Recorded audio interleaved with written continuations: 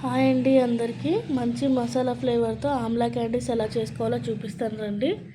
ముందుగా ఒక half KG ఉసిరికాయలు తీసుకున్నాను.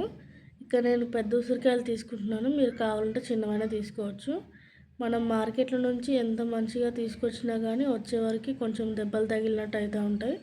సో అలాంటి దానికి ఇలా కట్ చేసి తీసుకోండి. ఒకసారి వాష్ చేసుకొని తీసుకుందాము. ఒక గిన్నె పెట్టుకొని ఒక కప్పు నీళ్ళు వేసుకుందాము. కాసేపటికి నీళ్ళని మరిగిపోతాయండి. ఇలా మరుగుతున్నప్పుడు చిల్లులు ప్లేట్ అంటారు కదా, అది పెట్టి దీని మీద నేను ఉసిరికాయలు వేసుకుంటున్నాను. మీరు కావాలంటే ఇడ్లీ పాత్రలో కూడా స్టీమ్ చేసుకోవచ్చు. నా దగ్గర ఇడ్లీ పాత్ర లేదు కాబట్టి ఈ చిల్లుల ప్లేట్ మీద నేను స్టీమ్ చేసుకుంటున్నాను. ఇలా ఒక 2 నిమిషాలు వదిలేసిన తర్వాత మూత పెట్టి ఒక 15 నిమిషాల వరకు స్టీమ్ చేసుకోవాలి. 15 నిమిషాల తర్వాత మూత తీసుకొని ఇలా నైఫ్తో కానీ స్పూన్తో కానీ చెక్ చేసామంటే తెలిసిపోతుంది ఉడికినాయా లేవా అని. లేదంటే ఇంకొక 5 నిమిషాలు మీరు మూత పెట్టి స్టీమ్ చేసుకోవచ్చు. నాకైతే ఇక్కడ పర్ఫెక్ట్గా కుక్ అయిపోయినాయి. ప్లేట్లోకి వేసుకొని ఒక 10-20 నిమిషాలు అలా వదిలేసామంటే చల్లారిపోతాయి. చల్లారిపోయిన తర్వాత ఇవి గట్టిగా కూడా కాదు, జస్ట్ ఇలా ప్రెస్ చేసామంటే అలా ఊడొచ్చేస్తాయి. ఇగో ఇలాగా పాయల కింద ఊడొచ్చేస్తాయి. సో ప్రతి ఒక్కటి కూడా ఇలా పాయల కింద తీసుకొని ఒక గిన్నెలో వేసుకొని పక్కకు పెట్టుకోండి. వేసుకునేటప్పుడు ఇవి స్టీల్ గిన్నెలో కానీ గాజు బౌల్లో కానీ వేసుకోవాలి. ఇవన్నీ ఇలా తీసుకొని ఒక స్టీల్ గిన్నెలో వేసుకుందాము.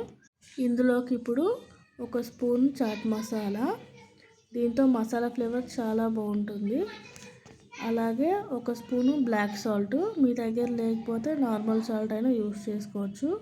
అలాగే ఒక స్పూను మిరియాల పొడి, అలాగే ఒక స్పూను శొంఠి పొడి. ఇవన్నీ వేసుకున్న తర్వాత ఒక కప్పు తురిమిన బెల్లం. మనం బెల్లం ఏ కలర్లో వేసుకుంటే ఉసిరికాయ కూడా ఎండిపోయిన తర్వాత ఆ కలర్లోనే వస్తుంది.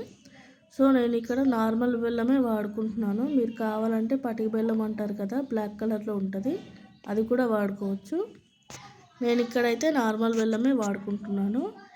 ఈ బెల్లం వేసిన తర్వాత బాగా మిక్స్ చేసుకోవాలి. బాగా మిక్స్ చేసుకున్న తర్వాత ఒక రోజు మొత్తం మూత పెట్టి ఇలా వదిలేయాలి.